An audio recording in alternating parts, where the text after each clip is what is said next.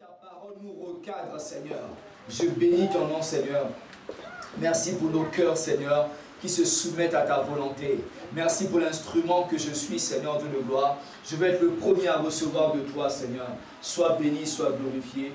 Au nom de Jésus. Amen, amen. Amen. Amen, amen. Amen. Gloire au Seigneur. Alléluia. Tu es bon, Seigneur. Merci, Seigneur. Évangéliser autour de nous. C'est le thème de ce matin. Amen. Amen, amen. Alléluia. C'est la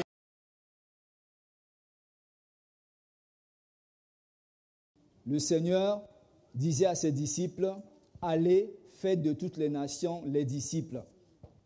Et quand il a donné cette recommandation, il a dit, vous allez commencer autour de vous. Alléluia. Donc ça veut dire que, bien aimés, tous, sans exception, nous sommes appelés à évangéliser. Alléluia. Mais ça doit commencer autour de nous. Le stage commence à la maison, bien aimé. Le stage commence autour de toi. Alléluia. Donc ce matin, bien aimé, Dieu t'interpelle. Dieu interpelle l'Église pour que l'Église commence à évangéliser.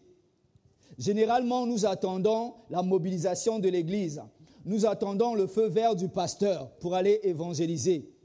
Mais Dieu te dit ce matin, commence par évangéliser. Alléluia.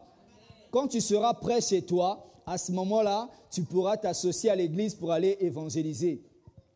Le monde a besoin de nous. Les gens ont besoin de recevoir l'Évangile, bien-aimé. Alléluia. Sans exception, nous sommes tous appelés à évangéliser. Bien-aimé, il est plus facile d'évangéliser les gens que nous ne connaissons pas. Et il est plus difficile d'évangéliser les gens que nous connaissons. Amen. On va te dire, mon frère, ma soeur, lève-toi, nous allons évangéliser dehors. Tu vas parler aux gens que tu ne connais pas. Là, tu as le zèle d'évangéliser. Alléluia. Mais dans ta propre maison, autour de toi, autour de tes amis, bien-aimé, tu as du mal à évangéliser. Pourquoi? Parce que ces personnes te connaissent. Alléluia. Ça peut mettre une barrière parce que ces personnes connaissent ta personne, connaissent ta vie. Ils auront du mal à recevoir la parole que tu leur donnes. Alléluia. Parce qu'ils t'ont connu aussi avant que tu sois chrétien ou chrétienne. Maintenant, ils te connaissent avec une nouvelle identité. Mais les gens bien-aimés vont se poser les questions. Est-ce que réellement tu as changé? Est-ce que réellement tu es devenu chrétien? Alléluia. Et les gens vont te sonder. Les gens vont t'observer. Les gens vont te tester. C'est ce qui s'est passé avec moi. Alléluia. Avant que je donne ma vie à Christ, bien-aimé, j'avais une vie turbulente. Alléluia. J'avais une vie de bagarre. J'avais une vie de banditisme. Autour de moi, c'était ça. Mais quand j'ai donné ma vie à Christ, ma vie a radicalement changé parce que c'était le moment. Alléluia. Mais les gens qui traînaient avec moi avaient des doutes. Ils se sont dit, est-ce qu'il s'est vraiment converti? Est-ce qu'il a vraiment donné sa vie à Jésus? Est-ce qu'il a encore changé? Nous allons le tester pour voir. Alléluia. Parce qu'ils savaient que si tu me cherches en un quart de tour, tu te retrouves à terre. Alléluia. Je ne tardais pas, bien-aimé. J'étais un homme de bagarre. Ils se sont dit, on va essayer pour voir s'il va encore nous taper, s'il va encore provoquer des bagarres. Mais ils ont compris que la personne avait changé. Alléluia. C'est ça que les proches doivent constater autour de nous. Est-ce que tu as réellement changé? Si tu n'as pas changé, bien-aimé, tu auras du mal à évangéliser autour de toi. Alléluia. C'est dans ta maison qu'on doit constater le changement. Qu'on doit constater que même tes paroles ont changé. Ton comportement a changé. Moi, quand j'ai donné ma vie à Christ, mes parents n'étaient pas d'accord avec ça. Parce qu'à l'époque, il y avait des rumeurs de sectes. Il y avait la peur d'endoctriner les personnes. Ils se sont dit, mais où est-ce que tu es allé encore rentrer? Non, il ne faut pas aller dans cet endroit. Mais je savais que c'est Dieu qui m'avait emmené là-bas. Alléluia. Et ils m'ont coupé l'argent de poche. Je n'avais plus d'argent de poche. Mais le feu de la nouvelle naissance brûlait en moi. Et personne ne pouvait m'empêcher. Tu sais bien aimé, quand tu donnes ta vie à Christ, quand tu es réel, tu as rencontré réellement Christ, bien aimé, personne ne peut t'empêcher de servir Dieu, d'aller à l'église, de lire la parole de Dieu, de parler de Jésus. Personne ne peut t'empêcher, bien aimé. Et malgré ça, je partais à l'église à pied. Et mes parents ont vu le changement. Alléluia. Vous savez, à chaque fois que je blessais quelqu'un dehors, ma mère, comme elle était infirmière, c'est elle qui soignait la personne. Alléluia. On avait une pharmacie à la maison.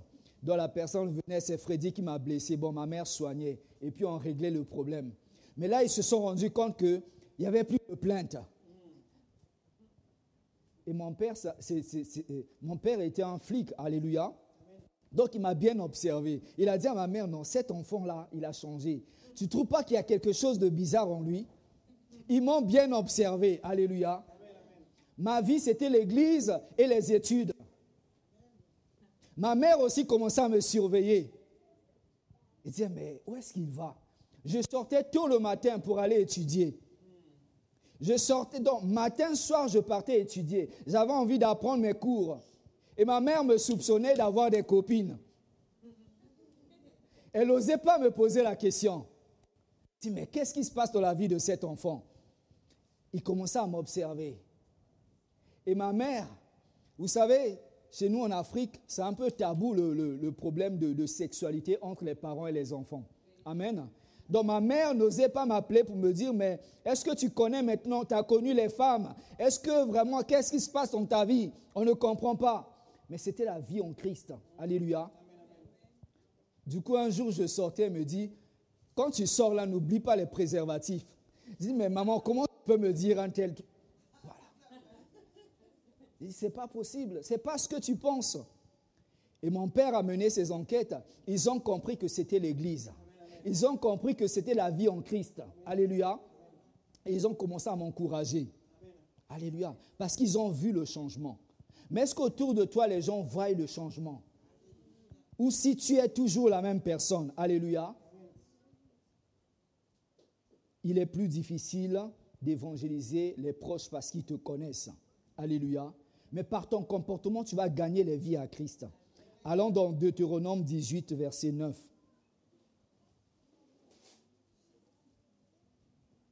Deutéronome 18, 9.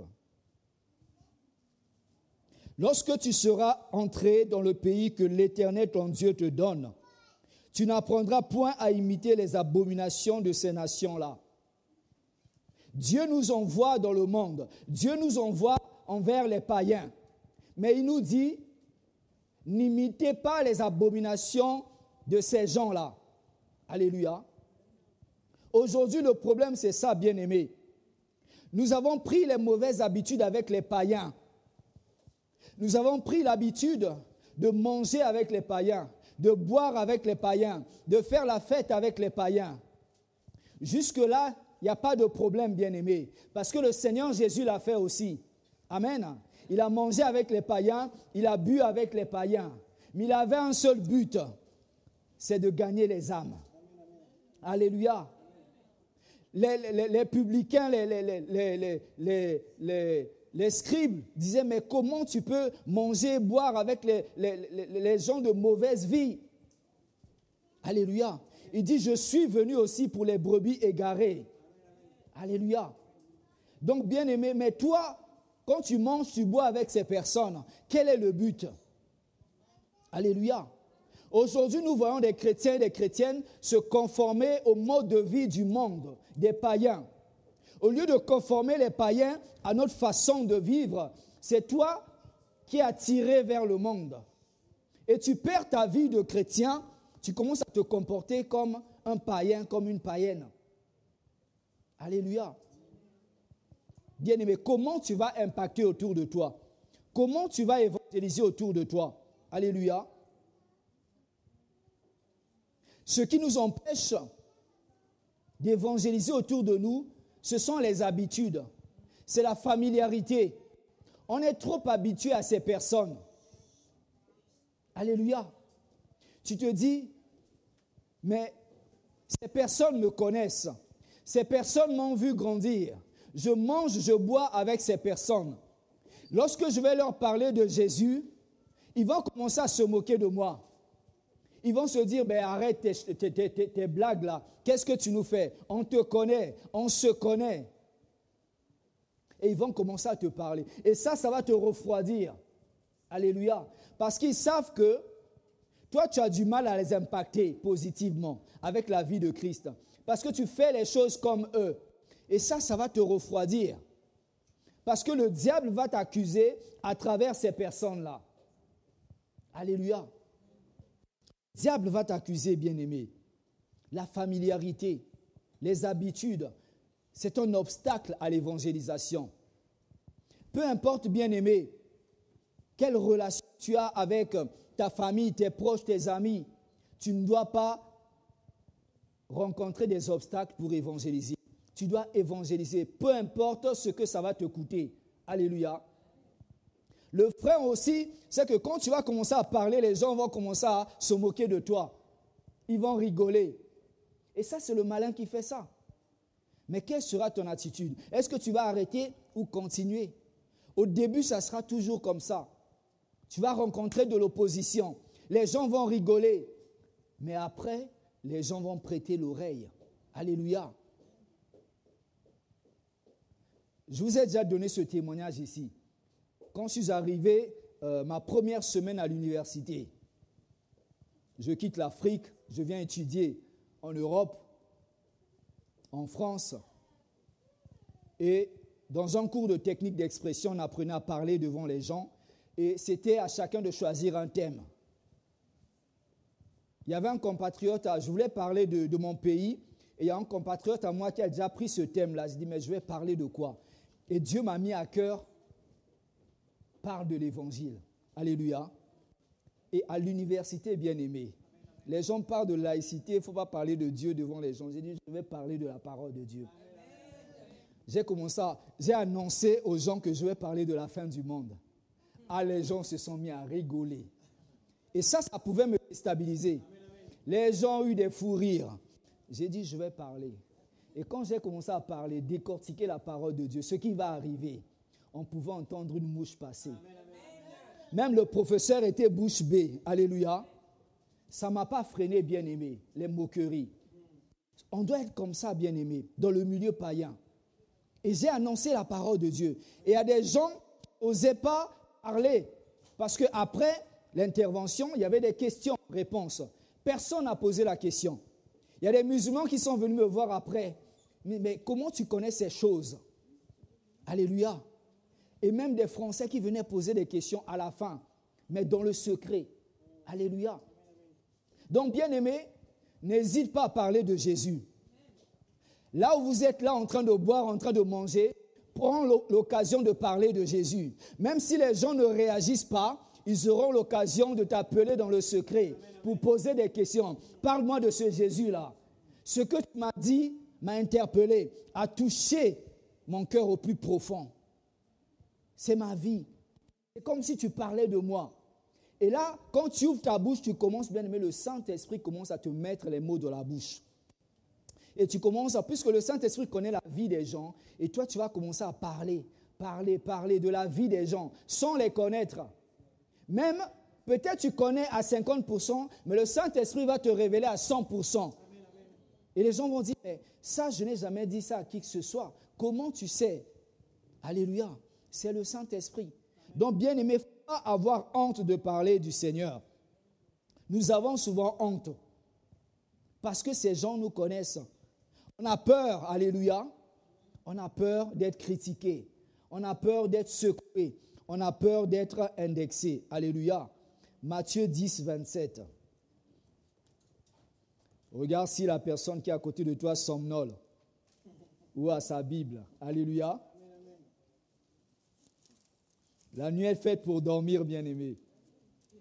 Alléluia. Matthieu 10, 27.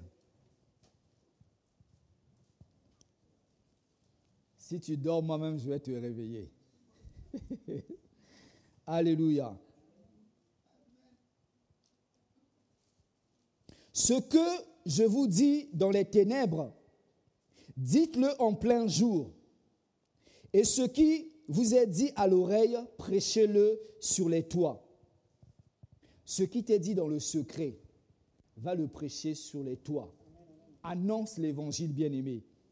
Au verset 32, c'est pourquoi quiconque se déclarera publiquement pour moi, je me déclarerai aussi, moi aussi pour lui, devant mon Père qui est dans les cieux. Alléluia. Il y a des gens qui ont honte de dire qu'ils sont chrétiens. Ils ont honte de dire qu'ils vont à l'église. Alléluia. Tu as honte et Jésus aussi aura honte de toi. Il n'y a pas d'âge pour évangéliser, bien-aimé. Il n'y a pas d'âge pour évangéliser. Il faut prêcher la parole. Alléluia. Nous avons peur souvent d'évangéliser. Pourquoi? Autour de nous. Parce qu'on a peur de perdre cette amitié. On a peur de perdre ses amis. On a peur que les parents s'éloignent de nous. Parce qu'ils vont dire à lui, quand on va manger chez lui, il nous parle tout le temps de la parole de Dieu. Il nous parle tout le temps de la Bible. Alléluia. Ma maison sera appelée une maison de prière. Alléluia. S'ils ne veulent pas venir, tu les laisses. Ils viendront un jour quand ils auront les problèmes. Alléluia. Tu as peur, bien-aimé, de parler de Christ. Parle, même si ça dérange. Il faut parler. Alléluia. N'aie pas peur, bien-aimé. Même si ça casse. Même s'ils ne viennent plus chez toi, ils reviendront. Alléluia. Moi, on a semé la parole en moi. C'est vrai qu'à un moment donné, je commençais à éviter la personne qui me parlait tout le temps de la parole. Quand je le voyais au loin, je changeais. S'il ne m'a pas vu, je change de rue.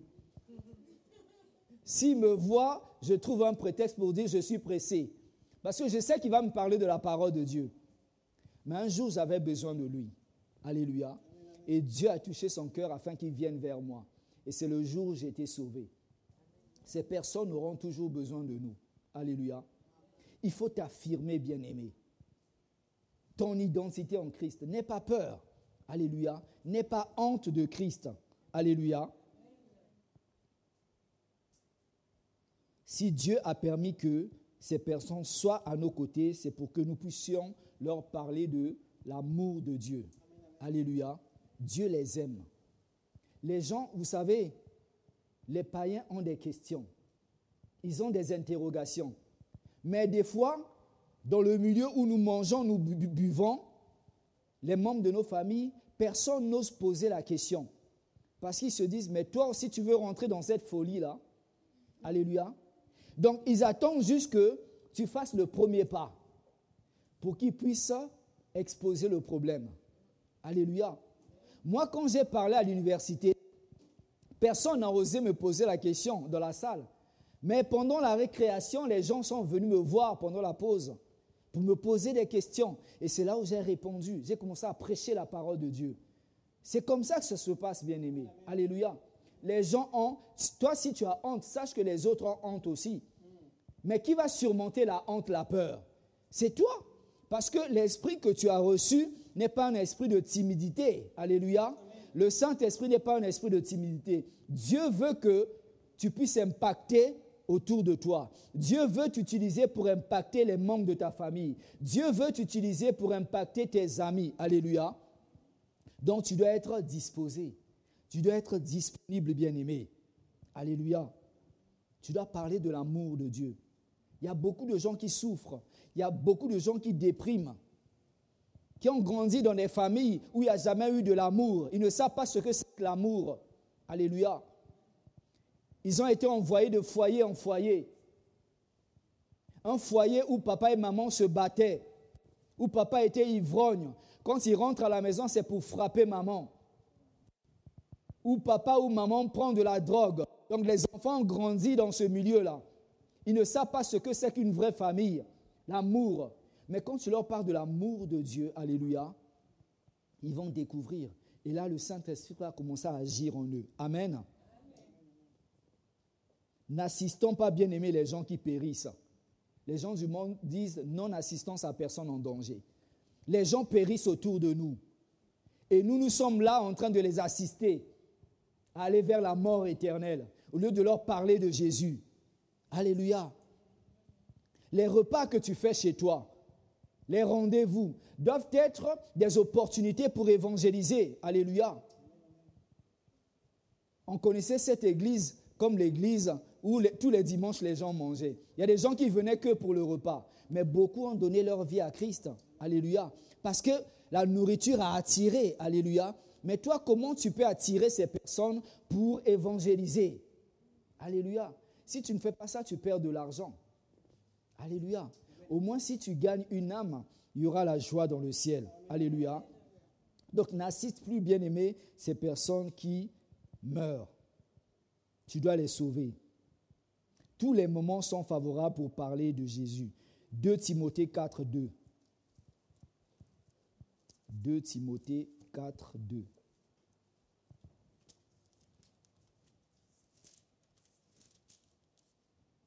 « 2 Timothée, chapitre 4, verset 2.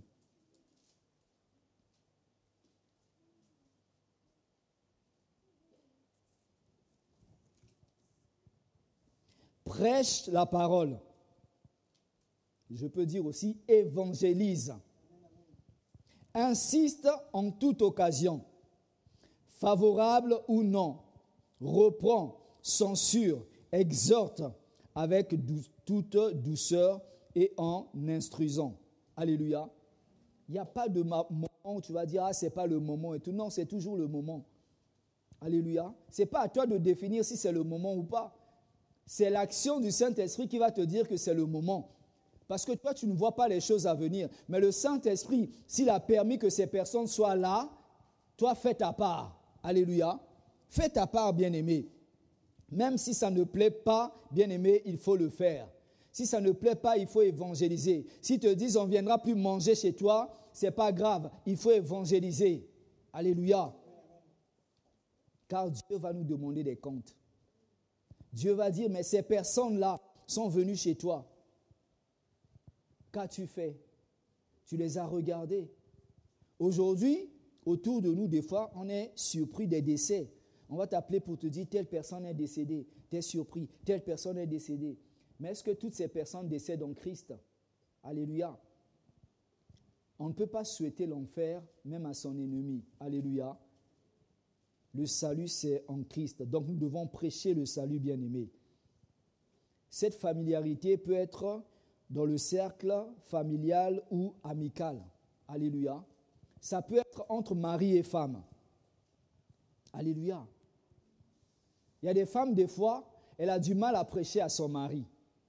Alléluia. Il y a des hommes, ils ont du mal à prêcher à leur femme. Parce que la personne connaît ton comportement. Alléluia, c'est ce que je disais. Donc, pour avoir une attitude d'évangéliser la personne, il faut être irréprochable. Alléluia.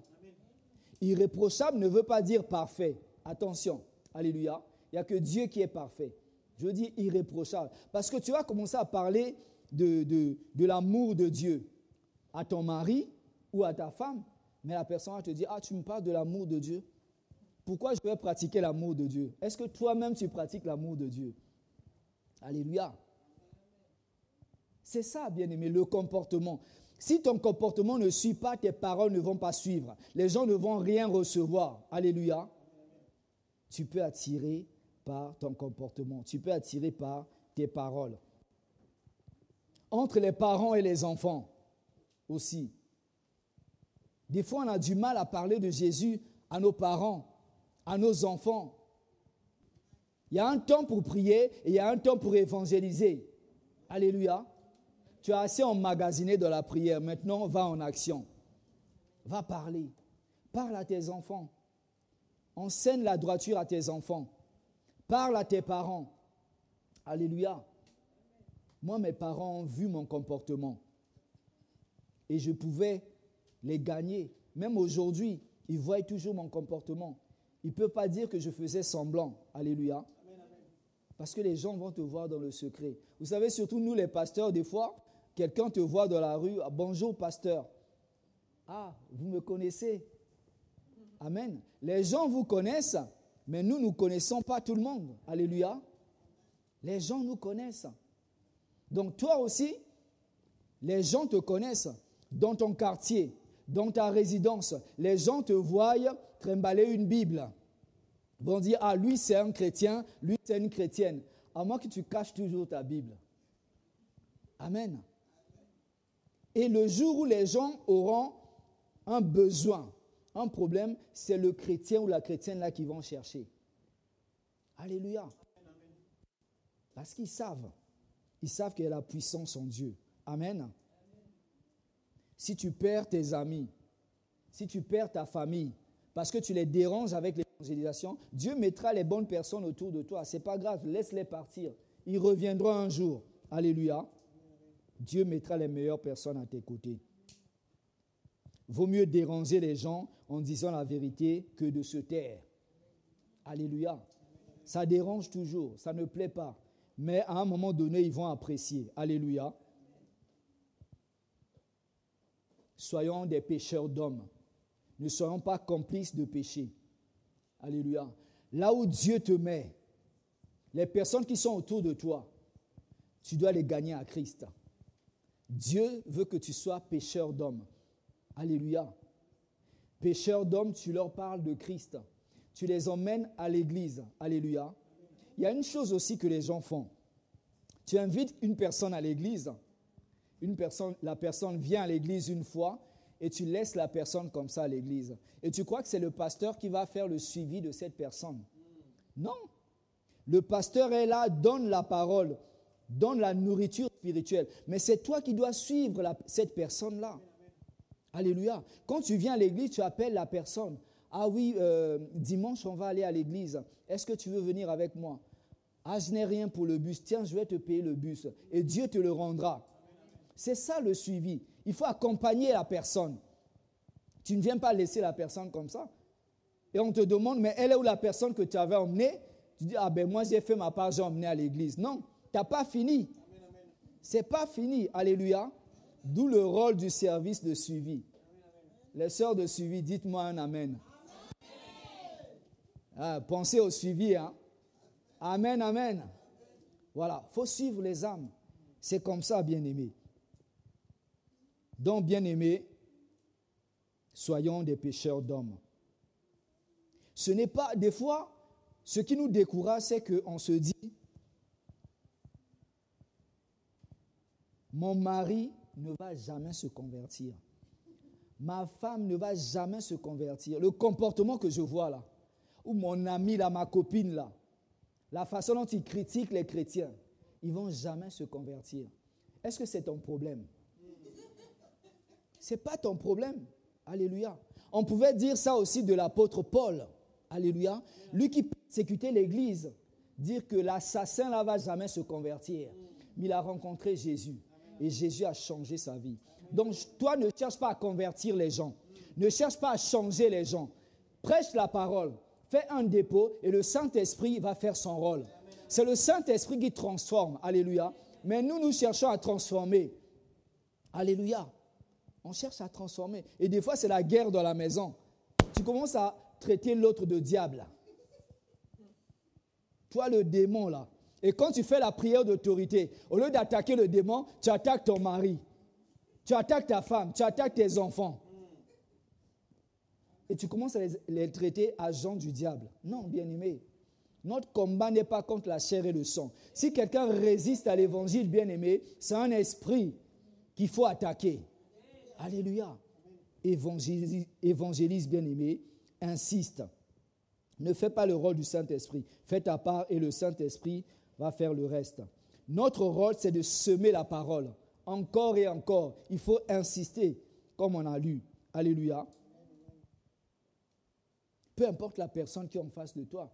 Même si c'est une personne à qui tu dépends financièrement. Il faut prêcher la parole. Si la personne te dit, le jour où tu vas encore me parler de ce Dieu-là, je te coupe les finances. Ce n'est pas grave, je vais te parler de ce Dieu-là.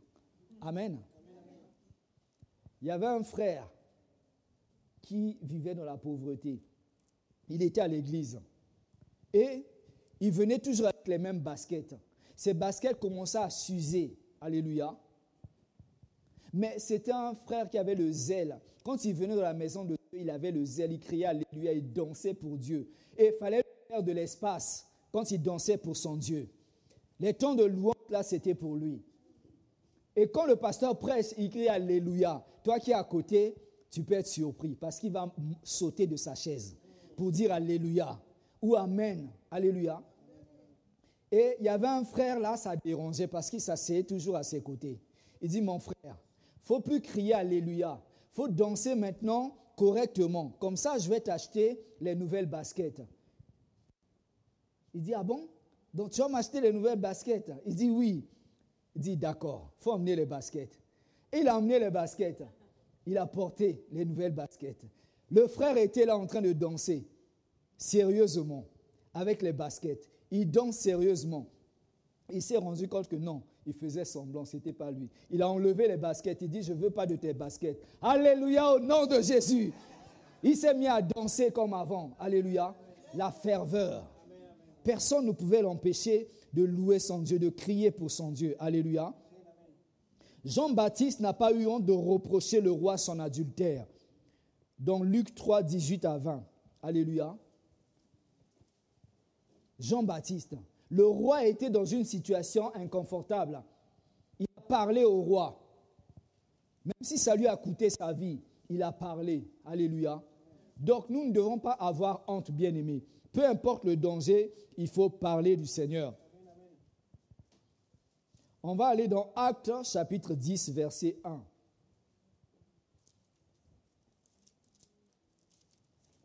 Actes chapitre 10, verset 1. Regarde si la personne à côté de toi somnole. Actes chapitre 10, verset 1. Alléluia, alléluia. Amen, amen. Il y avait à Césarée un homme nommé Corneille, centenier dans la cohorte dite italienne. Cet homme était pieux et craignait Dieu avec toute sa maison. Dit avec toute sa maison. Alléluia. Il faisait beaucoup d'aumônes au peuple. Il priait Dieu continuellement. Il craignait Dieu avec toute sa maison. C'était ça le souci de Corneille. Est-ce que dans ta maison, il y a des gens qui ne connaissent pas le Seigneur? Alléluia. Commence à prier pour ces personnes. Mais ne te limite pas à la prière. Prière avec action. Alléluia. Ne sois pas trop spirituel, bien-aimé. Il y a des moments où le Saint-Esprit va te dire arrête de prier, c'est le moment d'aller parler. Amen. Tu sentiras ce moment et ne freine pas. Alléluia. Je ne sais pas comment vous décrire ce moment, mais moi je l'ai ressenti. Il y a des moments quand c'est l'appel de Dieu, tu ne peux pas résister. Alléluia. Et le Saint-Esprit va te pousser. Vas-y, parle, parle, insiste. Et ça viendra, tu verras la gloire de Dieu. Amen. Donc ne te limite pas à prier, il faut agir. Amen. Nous prions souvent que Dieu nous envoie de nouvelles personnes à l'église. Alléluia. Pour ceux qui viennent les jeudis à l'intercession connaissent ce sujet. Seigneur, envoie des nouvelles personnes à l'église. Mais commence d'abord autour de toi. Alléluia. Nous pouvons faire un sondage, voir autour de nous, de chacun de nous, combien de païens il y a. Combien de personnes nous fréquentons qui sont païens, qui n'ont pas Christ dans leur vie. On peut comptabiliser ce nombre de personnes et commencer à prier pour ces personnes et après les évangéliser. Là, le Saint-Esprit est en train de me rappeler que nous avions fait quelque chose ici. Amen. Amen. On avait mis les noms des personnes. Chacun avait mis un nom. Alléluia. Tu avais mis le nom d'une personne, je crois, qu'on devait inviter à l'église. C'était ça? Prier pour cette personne, on avait prié, et pour les inviter. Est-ce que tu as invité? Vous avez certainement oublié ça. Alléluia. Il faut aller jusqu'au bout, bien-aimé. Alléluia. Il faut aller jusqu'au bout. Tu pries pour la personne.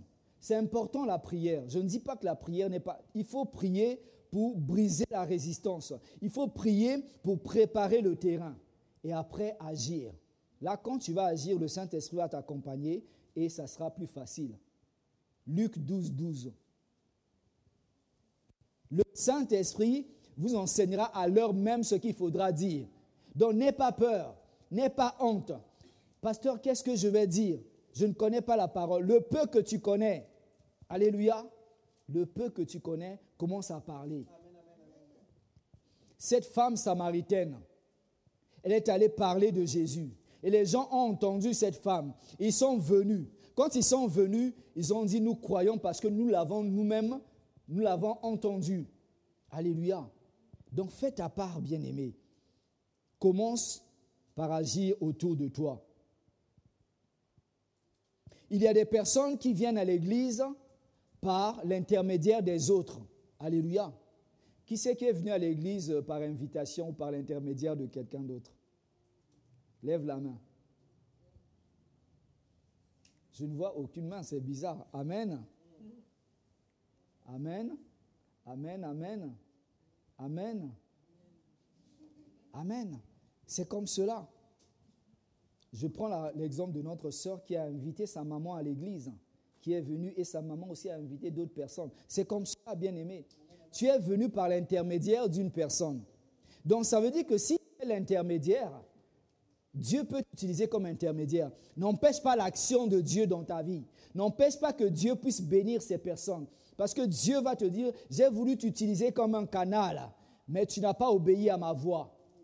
Alléluia. Tu n'as pas obéi à ma voix. Dans nos familles, il y a beaucoup de gens qui ne connaissent pas le Seigneur. Nous devons penser à ces personnes bien-aimées. Alléluia. Comme je disais, les gens ont des interrogations. Les gens ont des questions. Les gens se demandent, mais si Dieu existe, où il est?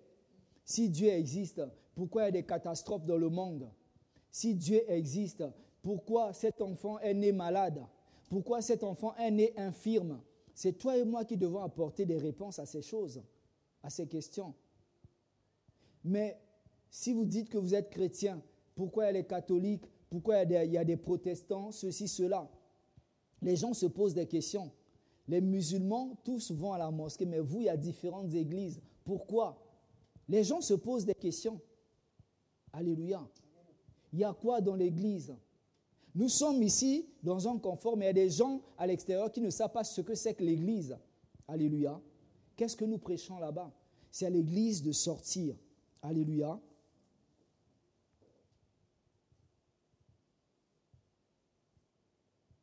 Josué disait, dans Josué 24, 15, « Moi et ma maison, nous servirons l'Éternel. » Amen.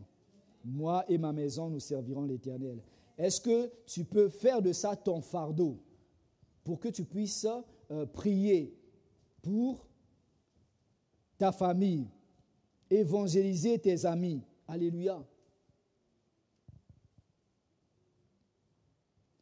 Romains 2, 21.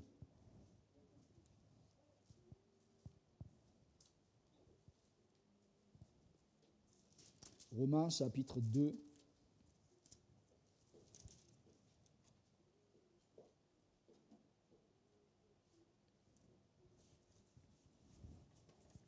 Alléluia, merci Seigneur.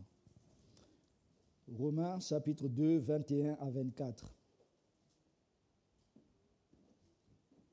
Toi donc qui enseignes les autres, tu ne t'enseignes pas toi-même. Toi qui prêches de ne pas dérober, tu dérobes. Toi qui dis de ne pas commettre l'adultère, tu commets l'adultère. Toi qui as en abomination les idoles, tu commets des sacrilèges. Toi qui te fais une gloire de la loi, tu déshonores Dieu par la transgression de la loi. Car le nom de Dieu est blasphémé parmi les païens à cause de vous, comme cela est écrit. Alléluia. Donc, bien aimé, ce que tu prêches, tu dois d'abord commencer à le pratiquer toi-même. Alléluia. C'est pour ça que je disais, sois irréprochable. Il ne faut pas que quand tu ailles prêcher, évangéliser à ton mari, qu'il ait des choses à te reprocher. À ta femme, qu'elle ait des choses à te reprocher. À tes amis, à tes frères, tes sœurs, à ta famille. Alléluia. Donc, commence à recadrer certaines choses dans ta vie.